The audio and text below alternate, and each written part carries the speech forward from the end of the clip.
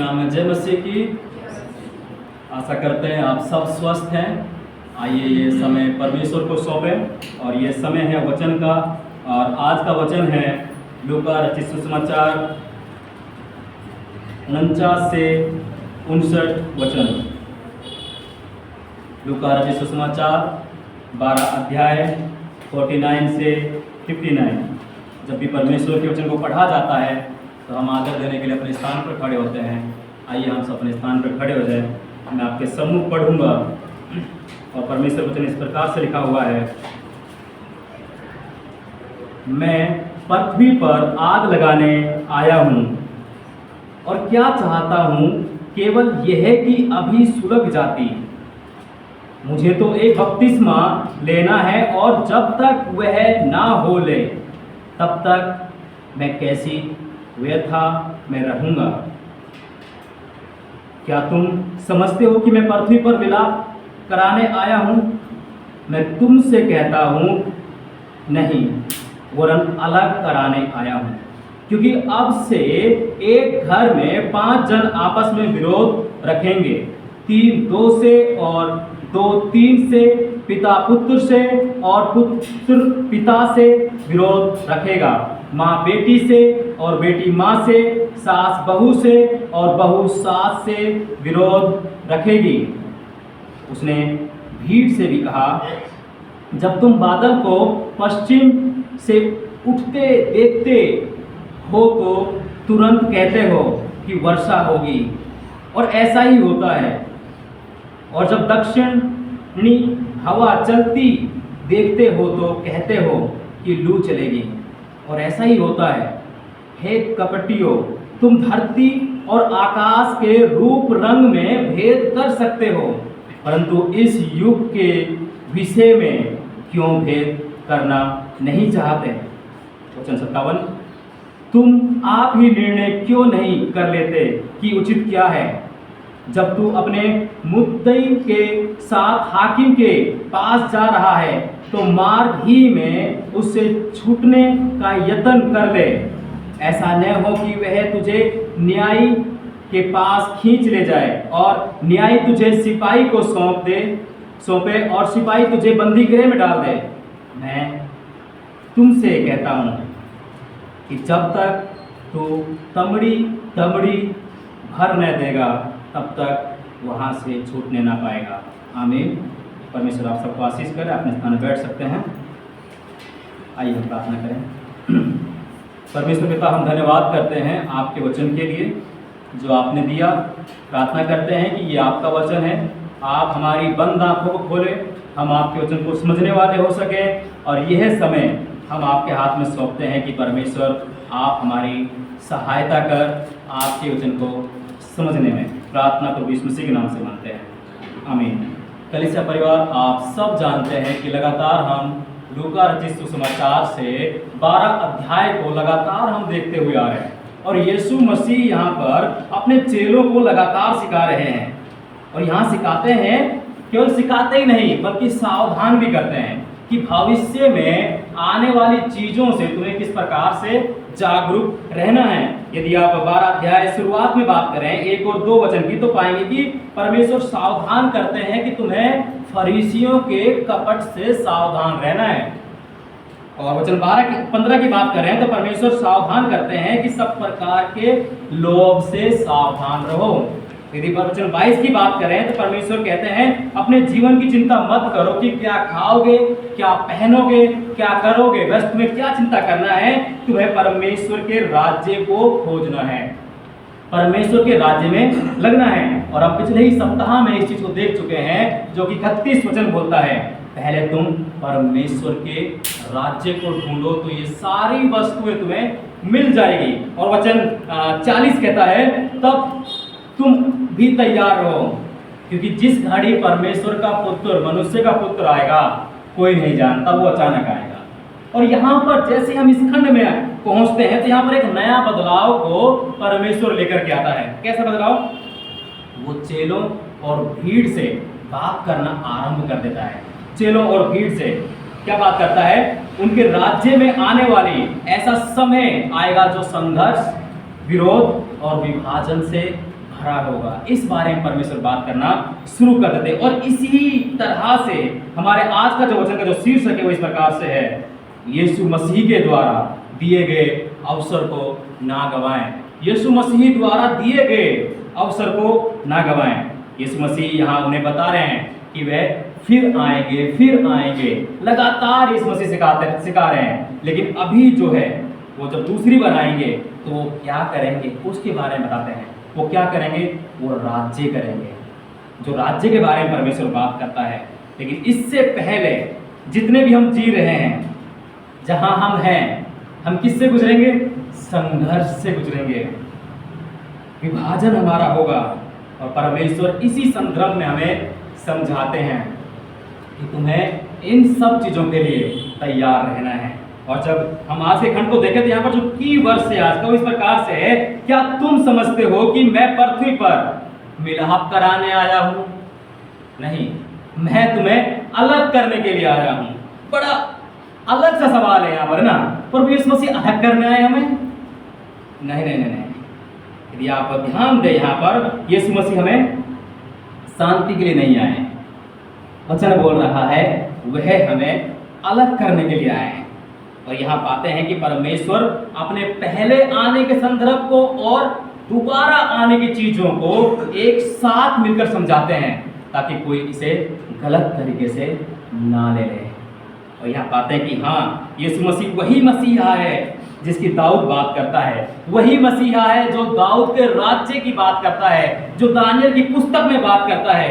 वह समय आएगा जो कि जो राजा है, ये राजा वापस लौटेगा। और अभी जो समय है, यानी हमारे कलीसिया का समय, ये संघर्ष का समय, विरोध का समय, हर चीज़ का जो समय है वो हम यहाँ पर देख रहे हैं। इसलिए जब यीशु वापस आएंगे, जब पहली बार आए तो वह पृथ्वी पर शांति को लेकर के आए थे, अनुग्रह को लेकर के आए थे। और ये उनके लिए था जो उस पर विश्वास करते हैं।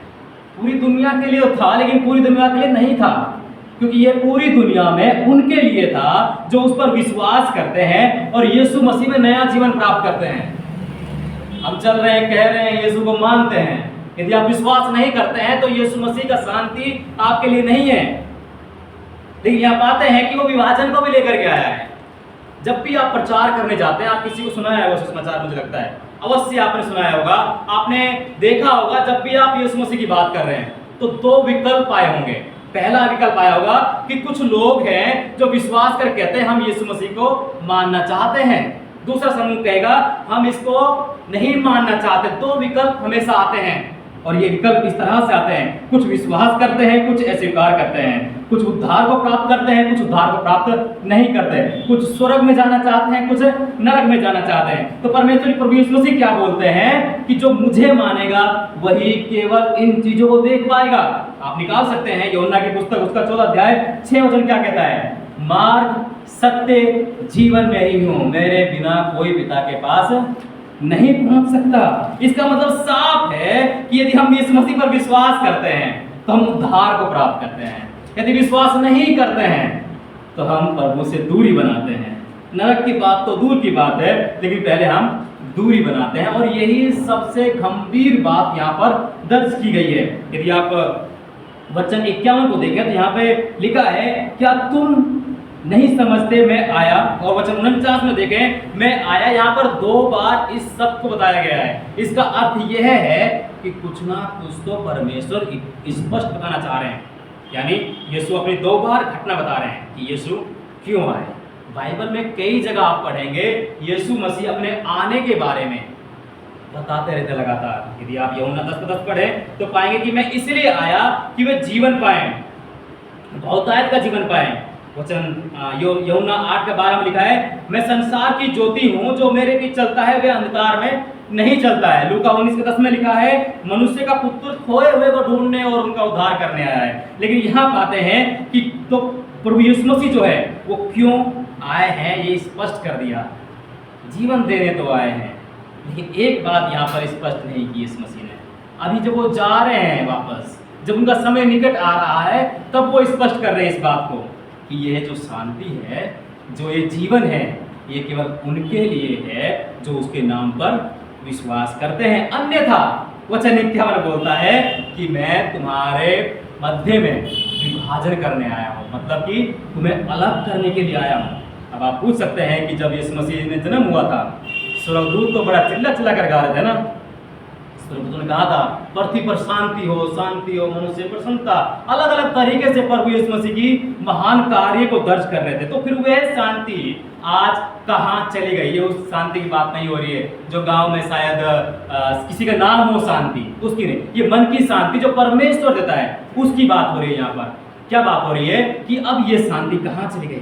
पहली बार जब ये स्वायत है, इसमें कोई संदेह नहीं है, वो शांति को लेकर के आए थे, अनुग्रह को लेकर के आए थे। लेकिन यहाँ पर एक सवाल खड़ा कर दिया कि यह केवल उनके लिए है जो मन फिराकर उस पर विश्वास करते हैं, उन्हें परमेश्वर अपने साथ शांति देगा। परमेश्वर के साथ में शांति मिलती है, अन्यथा नहीं मिलेगी।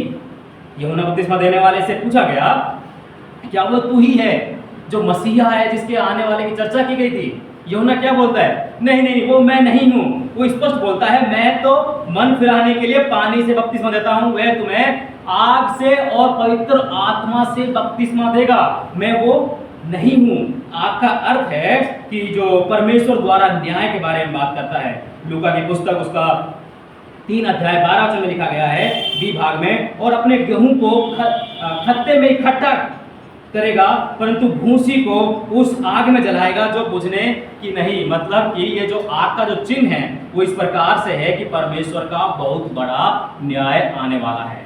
और अब आते हैं कि इसका मतलब फिर हमारे मध्य में क्या है, हमारे बीच में क्या है? ये इसलिए है कि यीशु जिसको चाहेगा, जो उस पर विश्वास रखेगा, उसको वो अपने राज्य में लेगा, अन्यथा नहीं लेगा। हम वहाँ पर नहीं बोल सकते हैं प्रभु जी आप तो पक्षपात करते हैं ना, प्रभु जी आप तो इनको ज़्यादा अवसर देते हैं। नहीं नहीं नहीं, हम नहीं बोल सकते जी। हमको यीशु मसीह ने इस खंड से पहले सिखाया था परमेश्वर हमारे प्रेजेंट को देखता है, जाने प्रेजेंट मतलब पर हम आज किस प्रकार से हम परमेश्वर में चल रहे हैं, तो हमें अवश्य है यीशु की सेवकाई को समझना होगा। We have to understand ministry को। पहली बार जब परमेश्वर आए, शांति को लाए, क्रूस के द्वारा शांति को लेकर के आए थे। क्रूस के बिना शांति नहीं आएगी। यदि क्रूस की बात नहीं होती है तो सब कुछ व्यर्थ है। और दूसरी बार जब वह आ रहा है तो वह राज्य स्थापित करने के लिए आ रहा है, वही राज्य जिसकी बात वह करता है, शांति का राजकुमार, राजाओं का राजा, प्रभुओं का प्रभु के रूप में वह राज्य करेगा। और जब हम इस समय में जो हम हैं, आज हमें इस खंड को समझते हैं तो परमेश्वर के समय को, इस अनमोल समय को हम लोग ना गवाएं। यहाँ पर परमेश्वर हमें 3 बिंदु के माध्यम से सिखाते हैं कि हमें परमेश्वर का समय क्यों ना गवाएं। पहला बिंदु, यीशु का मार्ग क्रूस का मार्ग है। यीशु का मार्ग क्रूस का मार्ग है। मैं पृथ्वी पर, वचन 49, मैं पृथ्वी पर आग लगाने आया हूँ और क्या चाहता हूँ कि केवल यह है कि सभी सुलग जाती। यहाँ पर वचन स्पष्ट कर रहा है कि यीशु मसीह का जो उद्देश्य है वह क्यों आए, उसकी जो गहरी इच्छा है उसके बारे में स्पष्ट कर रहा है कि यीशु मसीह क्रूस पर मरने के लिए आए थे। वचन 50 में क्या बोलता है? मुझे तो एक बपतिस्मा लेना है, जब तक वह ना हो तब तक मैं कैसी व्यथा में रहूंगा। यहाँ पर बात हो रही है कि जो आने वाला जो कल है, मतलब ये परमेश्वर का जो दूसरा आगमन है, वो इसके बिना नहीं हो सकता कि वह कांटों का मुकुट पहने और क्रूस पर चढ़ाया जाए, रोमी उसको क्रूस पर चढ़ाएं, या जो भी लोग हैं जो उससे चिढ़ते हैं वो उसे क्रूस पर चढ़ाएं। और ये तब तक नहीं होगा जब तक परमेश्वर क्रूस पर नहीं चढ़ाया जाएगा। वचन 49 में लिखा हुआ है, यीशु अपने मिशन का वर्णन करते हैं, मैं आया हूँ। किस लिए आया हूँ? मैं यहाँ पर परमेश्वर द्वारा जो न्याय है मैं उसको भुगतने के लिए आया हूँ। ये साधारण बात नहीं है परिवार, ये बहुत ही बड़ी बात है कि परमेश्वर बोलता है मैं आया हूँ। क्यों आया हूँ? यहाँ पर खुद ही बताता है वो, क्योंकि अलग अलग जगहों में हम इसका विवरण अभी मैंने आपके सम्मुख पढ़ा, पाते हैं कि यीशु जीवन देने आया, यीशु मसीह हमारा व्यवस्था की पुस्तक को पूरा करने के लिए आया, और वह उन्हें खोजने के लिए आया जो परमेश्वर से दूर हो चुके थे। ये सत्य है, लेकिन परमेश्वर इससे बड़ा भी कार्य करने के लिए आया था। क्या कार्य करने के लिए आया था? यह न्याय करने के लिए आया था। न्याय से हम सबको बचाने के लिए आया था। वचन 49 यहाँ पर जो है, मैं पृथ्वी पर आग लगाने आया हूँ। आग परमेश्वर का न्याय का प्रतीक है। आग परमेश्वर के न्याय का प्रतीक है, एक चिन्ह है। यदि आप पुराने नियम की पुस्तक पढ़ें, ओल्ड टेस्टामेंट पढ़ें, तो बार बार इस चीज को दर्ज किया गया है। परमेश्वर आग के माध्यम से न्याय करते हैं, और जो आग है परमेश्वर के न्याय को दर्शाती है। आप सबको याद होगा, उदाहरण के लिए सदोम और अमोरा के घटना को। क्या हुआ था वहां पर, जब ये लोग जो सदोम और अमोरा के जो लोग हैं, वो लोग इतने अत्यंत पाप में, भ्रष्टाचार में और अनैतिकता में बढ़ गए कि परमेश्वर की वो बात नहीं सुन पा रहे हैं। परमेश्वर ने लूत को बचाने के लिए अब्राहम से बहुत बार संदेशा को भेजा था। परिवार, हमेशा परमेश्वर ने अपने सबको भेजा, मैं बचा लूंगा, यदि उसमें 50 लोग हैं तो मैं बचा लूंगा, उसमें 40 लोग हैं तो मैं बचा लूंगा, 30 है, 20 है, 10 है, तो इससे कोई मतलब नहीं है। लेकिन मैं बचाऊंगा कब? जब कोई तो हो मेरे पीछे चलने वाला है, कोई तो हो। आज हमसे भी परमेश्वर बोलता है कि जो परमेश्वर के ऊपर नहीं चलेगा उसका परमेश्वर न्याय करेगा। यहाँ पर क्या न्याय किया परमेश्वर ने? आग और गंधक बरसाई ऊपर से। आप पढ़ सकते हैं उत्पत्ति की पुस्तक, उसका 19 अध्याय में इसको स्पष्ट दर्ज किया गया है। और उसका जो परमेश्वर की बातों को ना स्वीकार करने का उन्हें क्या परिणाम मिला? परिणाम मिला आग में जलकर बहुत बुरा परिणाम था। क्योंकि बाइबल बताती है कि सब कुछ राख हो चुका है, कुछ देखने के लिए नहीं, धुआं भट्टी की तरह उछल रहा है। और यहाँ पाते हैं कि हम भी उसी दिशा में गए, हम भी उसी दिशा में। इसलिए परमेश्वर आया, यीशु मसीह आया। यीशु मसीह का आगमन जीवन, उद्धार और ज्योति देने के लिए है। उसका जो पहला आगमन है उद्धार, जीवन और ज्योति देने के लिए है। क्योंकि इसी में सरल शब्दों में कहूँ तो इस प्रकार से है, मनुष्यों के पापों के लिए यीशु मरने के लिए आए, और वे चाहते हैं कि यह कार्य पूरा हो। यीशु मसीह का जन्म हम मनाते हैं, हम क्रिसमस पर बहुत अच्छा प्रोग्राम करते हैं, लेकिन उससे बड़ा प्रोग्राम कब करते हैं? जब यीशु मसीह जी उठते हैं, मारे गए हैं। क्योंकि परमेश्वर का आना इसी संदर्भ में है कि वो आए और क्रूस पर परमेश्वर के क्रोध को शांत कर दें। यहाँ पर वचन 50 में कहता है कि एक बपतिस्मा लेना है। यहाँ पर जो बपतिस्मा है ना, वो जो यूहन्ना बपतिस्मा देने वाले बपतिस्मा नहीं है, या फिर पानी में डुबकी लगा करके बपतिस्मा नहीं है। परिवार, यहाँ पर कौन सा बपतिस्मा है? वो ये है कि जो पानी में डुबकी लगाना जो है, एक मतलब कि बहुत गहरी चीजों से वो घिरा हुआ हो व्यक्ति, जो दुखों से, परेशानियों से। और यहाँ पर जो सबसे बड़ी जो परेशानी है, जो दुख की परेशानी वो है क्रूस, कोड़े, मारे जाना, थूके जाना, कपड़ों को आपस में बांटना।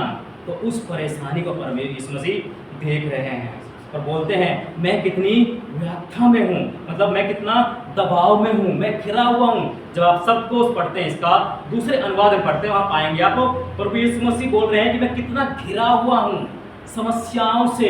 हम सबके पाप जब उसने ले लिए, वो कितना घिरा हुआ है कि जल्द से वह क्रूस को प्राप्त कर ले, जल्द से वह जल्द से इस कार्य कर दे। और इसलिए कि वह इसलिए नहीं था कि वह दुख को पाना चाहता है, क्रूस को पाना चाहता है, इसलिए नहीं था। ये इसलिए था कि वो परमेश्वर की योजना को, परमेश्वर की उद्धार की योजना को विश्वास योग्यता से करना चाहता है। पर इसमें जब क्रूस पर चढ़ाए जा रहे थे, वो अपनी पीड़ा को देखकर बोलते हैं, हे प्रभु, यदि हो सके तो ये प्याला मुझसे दूर कर। आसान शब्द नहीं है ये, परमेश्वर है। और परमेश्वर क्या बोल रहा है? अब मैं मनुष्य हूँ, सबके पापों को मैंने ले लिया है, हो सके तो ये प्याला दूर कर। क्या ये जो पीड़ा है, दुख है, ये गतसमने की बात है केवल? नहीं, उसके पूर्ण जीवन की बात है। क्योंकि जब यीशु को पसीनों के जो खून की जो बूंदें हैं पसीनों के जरिए गिर रही थी, वो इस बात को साबित करती हैं, पता नहीं कितने समय से इसने इन दुखों को रोक के रखा हो, जो खून के समान, बूंद के समान गिर रही है। और परिणाम यहाँ पे क्या होता है? वे क्रूस पर चढ़ाए जाते हैं। वे जानते हैं कि परमेश्वर का न्याय क्या है, यानी आग जो परमेश्वर का न्याय है। और यहाँ पर जो है, जो परमेश्वर का न्याय की जो आग का जो जरिया है वो क्या है? क्रूस है। कि परमेश्वर क्रूस को देगा, लहू को देगा, जिसके माध्यम से प्रत्येक मानव जाति बचाया जाएगा। और असल में जो परमेश्वर का न्याय है, सबसे पहले यीशु मसीह पर आया है, हमारे से पहले। आप पर नहीं आया पहले, सबसे पहले परमेश्वर पर आया है। उसके बाद हम सब लोगों के लिए उद्धार और जीवन बनकर आया है। उद्धार और जीवन। यदि क्रूस पर यीशु मसीह पर न्याय नहीं आता तो हमारे पास जीवन नहीं आता।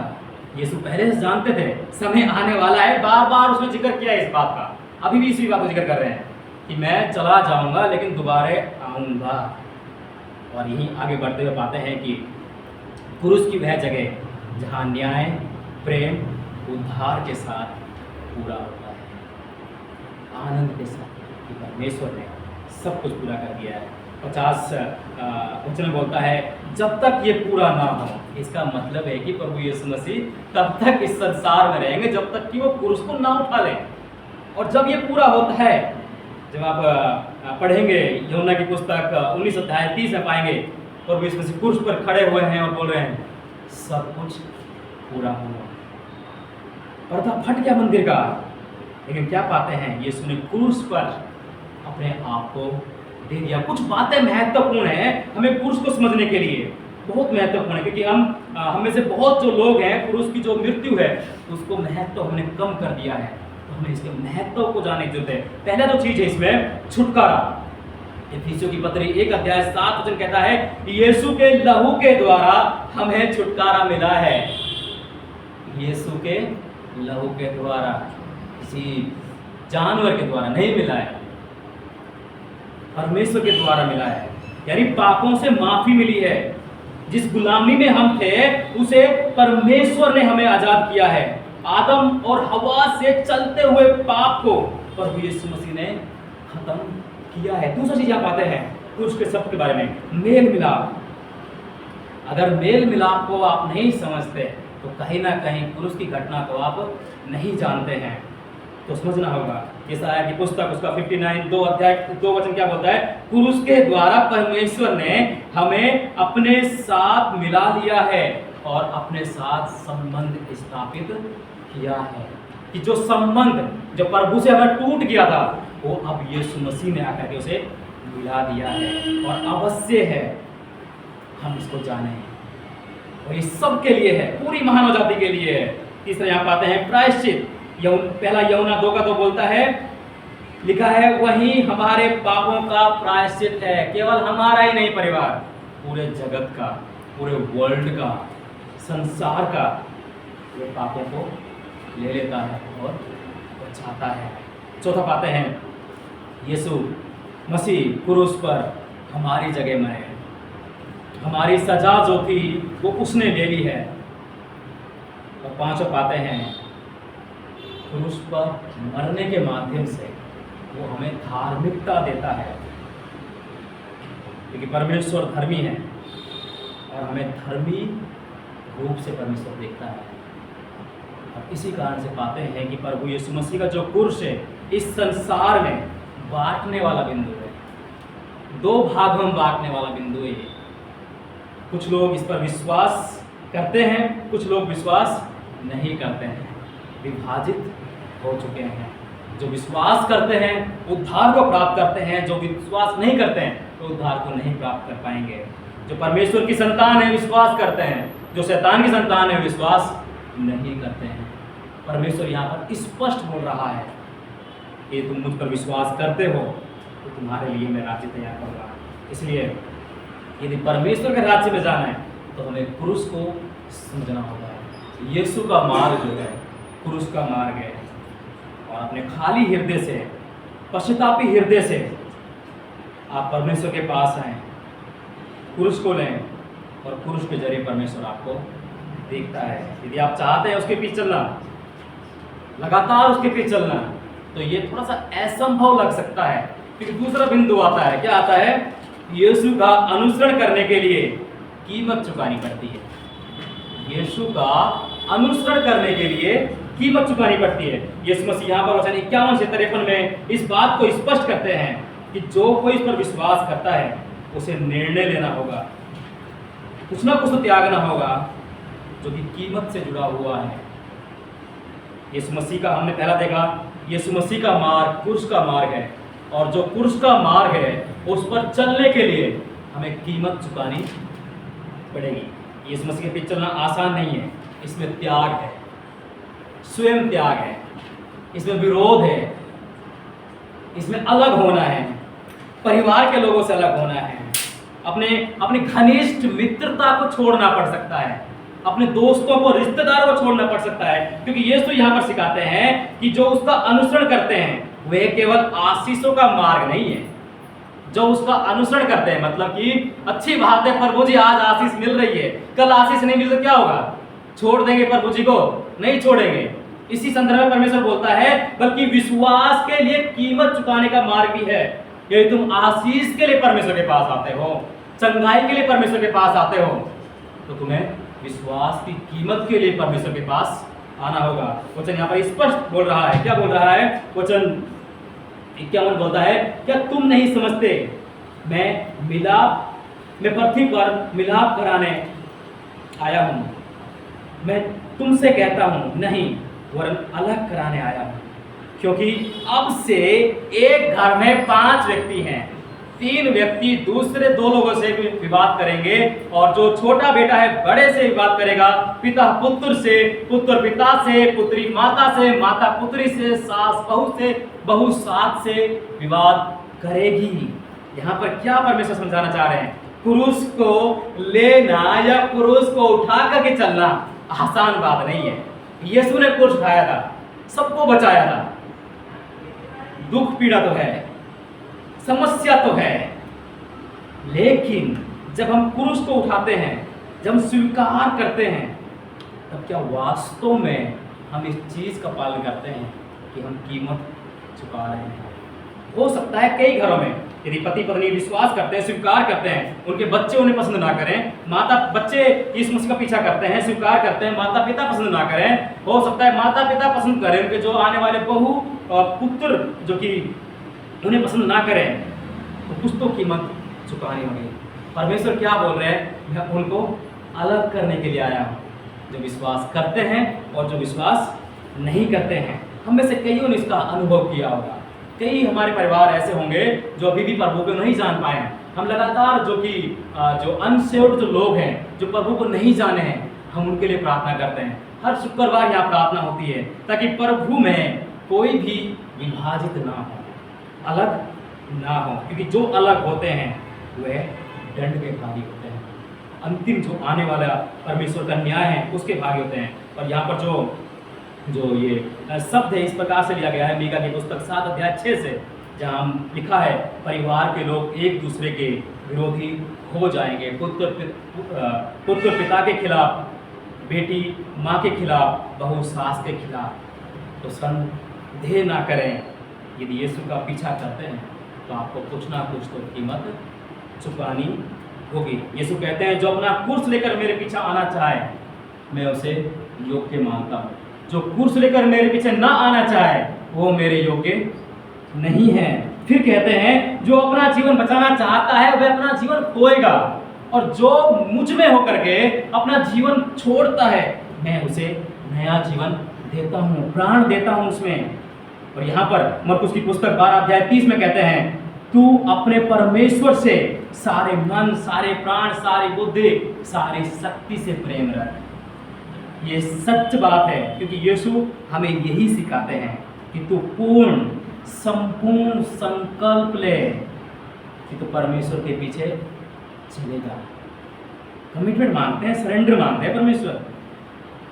गैस सिलेंडर नहीं, हमारा खुद का कन्फेशन पर्सनल, कि हम परमेश्वर के पीछे लगातार चलेंगे। उस बारे में परमेश्वर बोल रहे हैं। इसका मतलब है कि हमारे रिश्तेदार, हमारे सपने, हमारी इच्छाएं, हमारी पढ़ाई, हमारे ऊपर जो भी कुछ भी हो रहा है, सबसे ऊपर दर्जा जो है वो परमेश्वर को देना है, परमेश्वर को महान बनाना है। परमेश्वर प्रभु यीशु मसीह केवल आधी अधूरी भक्ति के लिए नहीं है, परमेश्वर संपूर्ण भक्ति के लिए है। इसलिए वह संपूर्ण संकल्प मांगते हैं। आपको समर्पण करना होगा कि परमेश्वर मैं तुझ में आता हूँ, चाहे परिस्थितियां कोई भी हो, प्रभु उन्हें सभी में संभालेगा। प्रभु के इतने अगुए आए हैं, बाइबल में इतने महान महान अगुए, प्रभु ने सबको संभाला है, हमको क्यों नहीं संभालेगा? संभालेगा जी, हर एक को संभालता है जो उस पर विश्वास रखता है। दुख की बात यह है कि हम कीमत चुकाना ही नहीं चाहते हैं कभी कभी। नहीं जी, हम परिवार में बड़े हैं, हम परिवार में बड़े हैं, परिवार में हमारी परिस्थितियां होती हैं, रीति रिवाज होते हैं। यदि हम इनको फॉलो नहीं करेंगे तो हमारे रिश्तेदार क्या बोलेंगे, हमारे जो घर में अगुए हैं वो क्या बोलेंगे? अवश्य है उस समय आप परिस्थिति को कैसा महसूस कर रहे हैं। आपने तो उस समय प्रभु जी को छोटा बना दिया है। मैं इस बात को नहीं सिखा रहा हूं आपको कि आपको परिवार को तुच्छ जानना है या ताड़ना मानना है। परमेश्वर वचन बोलता है इफिसियों 6:1, अपने परिवार से प्रेम करना, उनके लिए प्रार्थना करना, अपने माता पिता का आदर करना। परमेश्वर बोलते हैं यदि आप प्रभु को मानते हैं, परिवार से घृणा करते हैं, तो परिवार आपका कब सुनेगा परमेश्वर के शब्दों को? परमेश्वर को कब सुनेगा? सही शब्द यहाँ पर यह है, जब आप परमेश्वर को छोटा समझते हैं तब आपको छोटा नहीं होना है। परमेश्वर का स्थान जो है वो ऊंचाई का स्थान है, आपको ऊंचाई का स्थान उन्हें देना है। परमेश्वर का स्थान जो है प्रथम स्थान है, आपको प्रथम स्थान ही देना है। इसका क्या मतलब है कि विश्वास करने वाले के लिए जीवन में शांति नहीं होती? क्या मतलब इसका? नहीं, अंत में परमेश्वर शांति को लेकर के आता है। ये ना सोचें कि आप मसीह हैं, आप विश्वास करने वाले हैं, फिर भी घर में शांति नहीं होती। यीशु मसीह लेकर के आते हैं अनंत शांति, हमारे उद्धार के कारण, हमारे विश्वास के कारण। क्योंकि पश्चाताप मसीह पर विश्वास के द्वारा वे हमें परमेश्वर से मिलाता है, और परमेश्वर हमें हृदय रूपी शांति देता है। परमेश्वर हमें जानता है हम क्या कर रहे हैं, परमेश्वर हमें जानता है। यदि आपने ये सोच लिया ठीक है प्रभु जी, आज आपको मैं छोटा साबित कर देता हूँ, परिस्थितियाँ कुछ ऐसी हैं, आपको सब पता है प्रभु जी, प्रभु जी को सब पता है। हर चीज परमेश्वर सहन नहीं करते, हर चीज परमेश्वर सहन नहीं करते हैं। परमेश्वर दया भी करते हैं तो परमेश्वर न्याय भी करते हैं। इस कारण से यहाँ पर स्पष्ट बोल रहे हैं, मेरा दूसरा जो आगमन है वो अद्भुत होने वाला है। तो इसलिए कभी भी अपने सबसे ज़्यादा करीबी प्रिय रिश्तेदार, प्रिय परिवार को इस तरीके से ना आने दें कि मसीह में विश्वास करने की कोई भी बाधा बन जाए। लेकिन आपको आदर करना है, संगति करना है, प्रेयर करना है एक दूसरे के लिए, क्योंकि बाइबल हमें सिखाती है आपस में एक दूसरे के लिए प्रार्थना करो। परमेश्वर द्वारा दी गई शांति सीमित समय के लिए, परमेश्वर द्वारा दी गई शांति सीमित समय के लिए है। उसके द्वारा दिए गए बचाव को, अवसर को मूल्य समझो, क्योंकि यदि आपने आज सेक्रीफाइस कर लिया तो कल कुछ घटना घट सकती है। क्योंकि हमारा तीसरा बिंदु कहता है अभी निर्णय लें, क्योंकि अवसर सीमित है। अभी निर्णय लें क्योंकि अवसर सीमित है। 54 वचन में वचन बोलता है, जब तुम पश्चिम दिशा से बादल उठते देखते हो तो तुरंत कहते हो बारिश आने वाली है, ऐसा होता भी है। जब तुम दक्षिण से हवा चलते देखते हो कहते हो गर्मी होने वाली है, लू चलने वाली है, ऐसा होता भी है। परमेश्वर यहाँ पर साधारण शब्द नहीं छोड़ते हैं। परमेश्वर यहाँ पर बोलते हैं, हे कपटी लोगों, आकाश को देखकर, पृथ्वी को देखकर तुम पहचान लेते हो कि क्या होने वाला है। तुम्हारे मध्य में परमेश्वर का पुत्र आ चुका है, तुम उसे नहीं पहचान रहे हो। पहला राजा 18:44 में एलिया जो है अपने दास को भेजता है, सेवक को भेजता है कि जाकर देखे समुद्र की ओर बारिश होने वाली है या फिर नहीं होने वाली। वो देख करके आता है और बोलता है कि छोटा बादल के समान दिख रहा है। एलिया तुरंत पहचान लेता है कि बारिश होने वाली है। और वचन 55 में बोलता है, जब दक्षिण की ओर देखते हैं, जब हवा को देखते हैं तो हम स्पष्ट समझ जाते हैं कि अभी लू चलने वाली है। हम सब राजस्थान में रहते हैं, राजस्थान के हम, यहाँ का जन्मभूमि हमारा राजस्थान का है, और राजस्थान में भी शायद एक माह बाद अभी चलने लग गई दिन में भी, जब देखते हैं अधिक धूप है, हवा चल रही है, तो वो हवा नहीं रह जाती है, वो लू बन जाती है। हम हवा देख करके, धूप देख करके इस बात को पहचान लेते हैं कि ये ठंडी हवा नहीं है, ये अच्छी हवा नहीं है। तो हम क्या करते हैं, हम मौसमों द्वारा संकेत जो हैं हम उन्हें आसानी से पहचान लेते हैं कि अभी क्या होने वाला है। इसी तरह यीशु मसीह समझा रहे हैं लोगों को, भीड़ को, कि तुम मौसम को देखते हो लेकिन तुम आत्मिक समय को नहीं समझ पा रहे हैं। और यीशु मसीह यहाँ पर स्पष्ट बोल रहे हैं, 56 वचन को दिखा रहे हैं, कपटी के अगर संबोधित कर रहे हैं कि वह यह समय है कि तुम अभी परमेश्वर को पहचानो, तुम अभी परमेश्वर के पुत्र को पहचानो, क्योंकि तुम मौसम को देखकर हाल जान रहे हो लेकिन तुम परमेश्वर को नहीं पहचान रहे। यहाँ पर बात स्पष्ट होती है, जब यीशु मसीह बैतलहम में उनका जन्म हुआ, नाज़रत में वो बढ़े, और जब वो बड़े होकर के शिक्षा देने के लिए नाज़रत के किसी आराधनालय में जाते हैं तो क्या होता है, वो खड़े होते हैं और यशायाह की पुस्तक से उपदेश देने लगते हैं। और क्या उपदेश देते हैं, उन्होंने कहा प्रभु का आत्मा मुझ पर है, क्योंकि उसने मुझे अभिषेक किया है कि मैं गरीबों को सुसमाचार सुनाऊं। और इसके बाद आते हैं कि ये जो लोग हैं इनके मध्य में यीशु मसीह सेवा करते हैं, उन लोगों को छुटकारा देते हैं, चंगाई देते हैं, दुष्ट आत्माएं छुड़ाते हैं। और यीशु मसीह बोलते हैं प्रभु का वचन तुम्हारे मध्य आ चुका है। लोग क्या करते हैं, प्रभु के अपने लोग क्या करते हैं, नहीं पहचान पाते। परमेश्वर ने बोला मुझ पर अभिषेक हुआ है, मैं तुम्हारे मध्य में आ चुका हूँ, मुझे ये सारा अधिकार दिया गया है, अब मैं तुम्हारे मध्य में कार्य कर रहा हूँ। वो लोग जो हैं शायद अभी भी उसे लकड़हारे का पुत्र कह के संबोधित कर रहे होंगे, लेकिन वो परमेश्वर का पुत्र है इस तरह से नहीं जान पाए, जबकि परमेश्वर ने साफ कहा कि मैं तुम्हारे मध्य में हूँ, अभिषेक किया हुआ व्यक्ति हूँ, परमेश्वर द्वारा भेजा गया व्यक्ति हूँ। शायद उन्होंने जानबूझकर परमेश्वर को अस्वीकारा। तो क्या हुआ, अच्छी बात हुई उस समय, क्या अच्छी बात हुई, परमेश्वर पहले इजराइल का नाम लेते हैं, हमेशा मैं इसको बचाता हूँ, इसमें से ये लोग हैं। जब परमेश्वर के अपने लोगों ने छोड़ दिया, परमेश्वर ने क्या बोला, अब जगत के लिए मेरा प्रेम है, जगत के लिए मैं अपने आप को दे देता हूँ। जब यहूदी लोगों ने मसीहा को अस्वीकार कर दिया तो परमेश्वर ने सबके लिए उद्धार का दरवाजा खोल दिया, मैं और आप सब लोग उसके उद्धार में शामिल हो सकते हैं। जॉन 3:16 बोलता है परमेश्वर ने जगत से ऐसा प्रेम किया है कि उसने अपना एकलौता पुत्र पूरे जगत के लिए दे दिया है, चाहे छोटा बच्चा हो, चाहे बड़ा बच्चा हो, चाहे कोई भी क्यों ना हो, परमेश्वर ने सबसे प्रेम किया है। लेकिन जो उस पर विश्वास नहीं करेगा, नरक तो दूसरी बात है, सबसे पहले वो इसी संसार में विभाजन करेगा, न्याय करेगा इस संसार में। जो वापस आएगा तो खुद का राज्य स्थापित करेगा, मसीह दाऊद के राज्य सिंहासन पर बैठेगा और वो खुद का राज्य स्थापित करेगा। फिर बात आती है यहाँ पर, जब वचन 58 से वचन 59 पढ़ते हैं तो यहाँ पर लिखा हुआ है स्पष्ट रूप से, जब तू अपने मुद्दई के साथ हाकिम के पास जा रहा है तो मार्ग ही में उससे छूटने का यत्न कर ले, ऐसा न हो कि वह तुझे न्याय के पास खींच ले जाए और न्याय तुझे सिपाही के सौंपे और सिपाही तुझे बंदी गृह में डाल दे।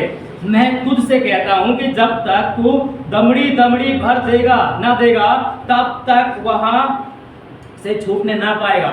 यहाँ तो अच्छी बात लिखी हुई है ना, बहुत अच्छी बात समझाई गई है हमें, अच्छा विचार है कि अदालत में हम जा रहे हैं, कुछ ऐसा हो रहा है कि हमारा विरोधी हमारे खिलाफ कंप्लेंट कर जाता है, शिकायत दर्ज कर जाता है और शिकायत का वो मूल्य मांगता है कि मैं अपनी शिकायत वापस ले लेता हूँ। तो अच्छा भला है जी, रास्ते में सुलझ कर लीजिए आप, इससे बड़ी बात क्या है, क्योंकि जब आप अदालत में जाएंगे, न्यायाधीश के सामने जाएंगे तो क्या करेगा, लिख देगा कि इसको जेल में डाल दिया जाए, तब आप उतार कर अपना कर्ज नहीं उतार पाएंगे। और ये कहानी जो है यीशु मसीह की सच्चाई को स्पष्ट रूप से बता रही है कि अभी यह मौका है कि परमेश्वर को जान लो, परमेश्वर को जान लो।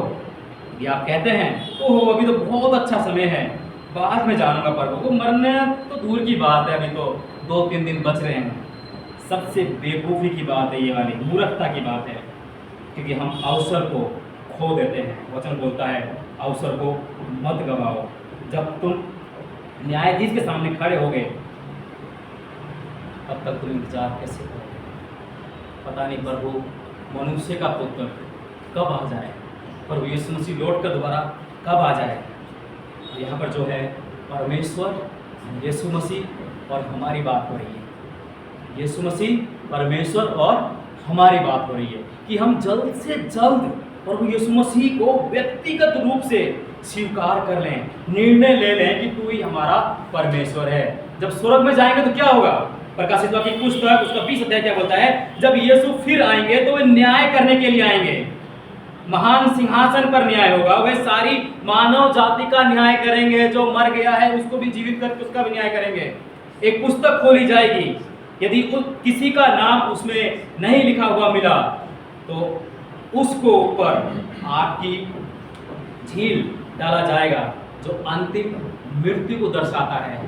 प्रभु का वचन बोल रहा है कि यदि आपका नाम पुस्तक में नहीं हुआ, पुस्तक का यहाँ पर शब्द का अर्थ है प्रभु यीशु मसीह में आपका नाम नहीं हुआ तो आज समय है। अभी तो शायद 11 बज रहे हैं, 11 भी नहीं बज रही, समय है। प्रभु जी पता नहीं कब आ जाए। आप सब व्यक्तिगत रूप से प्रभु के पास आ सकते हैं। ये बड़ा ही समझदारी का सवाल है कि हम जल्द से जल्द परमेश्वर के पास आएं, इससे पहले कि हम इंतजार में देरी में फंस जाएं और हम समय को गवा दें। तो परमेश्वर का समय जो है यह समय है। परमेश्वर का जो समय है यह समय है कि हम परमेश्वर को पहचाने। परमेश्वर 3 तरीके से हमसे बात करता है। पहला कि प्रभु यीशु मसीह ने क्रूस पर आपके पापों के लिए मृत्यु सही, प्रभु यीशु मसीह ने। दूसरा बात करता है यीशु मसीह का अनुसरण करने में आपको अपना पूरा जीवन देना पड़ेगा, पूरा जीवन देना पड़ेगा, आधा अधूरा नहीं। परमेश्वर आपको आपके पापों से बचाकर अनंत जीवन और स्वर्ग में रखता है। तो फिर देर किस बात की जी? देर किस बात की? अभी निर्णय लो, क्योंकि इजराइल जो परमेश्वर जिनके लिए आया था उन्होंने समय खो दिया। अभी व्यक्तिगत रूप से समय हमारे पास है, आपके पास और मेरे पास, और हम विश्वास करें, अपने पापों की क्षमा पाएं और अनंत जीवन को हम प्राप्त कर लें। सोचे मत कि वचन बोलता है जो मेरे साथ नहीं है जी वो मेरे विरुद्ध में है। जो कोई हो, चाहे मनुष्य हो, चाहे लेडीज हो, चाहे बच्चा हो, यदि कोई परमेश्वर के साथ में नहीं है तो वह उसके विरोध में है। अगर कोई आज टालता है बात को, कहता है बाद में विश्वास करूंगा, बाद में स्वीकार करूंगा, तो शायद वो बहुत ज़्यादा देरी कर रहा है। हमें स्वीकारना बड़ी गंभीरता से लेना चाहिए, क्योंकि अनंत समय जो है जल्दी आने वाला है, बिल्कुल देरी नहीं करेगा, पता नहीं कब आ जाए। तो आज आपसे नहीं पूछा जाए आपका यीशु मसीह के साथ में संबंध कैसा है, आपका वार्तालाप कैसी है, क्या आप उसके पास आए हैं, क्या आपने व्यक्तिगत रूप से प्रभु यीशु मसीह को परमेश्वर और खुद को उसके हाथों में सौंपा है, अपना संपूर्ण अधिकार उसे दिया है। क्योंकि चेतावनी यहाँ पर सबके लिए साफ है। क्या साफ है? कि परमेश्वर के तैयार हो जाओ, अवसर को मत गवाओ, क्योंकि एक दिन ऐसा आएगा अवसर समाप्त हो जाएगा, केवल न्याय बचेगा, और परमेश्वर का जो दिया गया जो न्याय है वो हमेशा अनंत काल के लिए आएगा। ये पुस्तक वचन इस बात का गवाह है। तो सवाल है, क्या आप अभी यीशु को स्वीकार करेंगे या अवसर को खोएंगे? क्या आप यीशु को अभी स्वीकार करेंगे या अवसर को खोएंगे? याद रखें, यीशु ही आपका बचाने वाला उद्धारकर्ता परमेश्वर है। तो निर्णय आपका है। आमीन। परमेश्वर आप सबको आशीष दिलाइए। मैं हम सब प्रार्थना करें, परमेश्वर हमें बचाए और हम सब परमेश्वर के तैयार हों। परमेश्वर पिता, हम व्यक्तिगत अपने आप से निर्णय लेते हैं, हम सब कुछ छोड़ना चाहते हैं, हम पूरा समर्पण करना चाहते हैं। हमारी कलीसिया के हृदय में आप बात करें परमेश्वर, संपूर्ण समर्पण में हमें लेकर के जा परमेश्वर। प्रार्थना करते हैं कि आप हमें बचा, आपने हमारे लिए उद्धार का दरवाजा खोला है, तो इसमें हम लगातार बने रहने वाले हो सके परमेश्वर पिता। आप हमारी सहायता कर, हम पर दया कर। प्रार्थना विनती जो हमेशा परमेश्वर के साथ में है, उसके नाम से मानते हैं कि हमारा नाम भी उस पुस्तक में पाया जाए, यीशु मसीह में पाया जाए। आमीन। परमेश्वर आप सबको आशीष दें।